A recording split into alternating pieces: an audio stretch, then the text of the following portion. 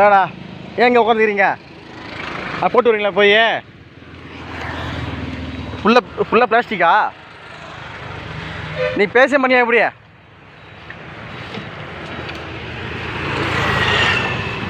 எல்லாம் பிளாஸ்டிக் தான். காசு கொடுப்பாங்க, காசா?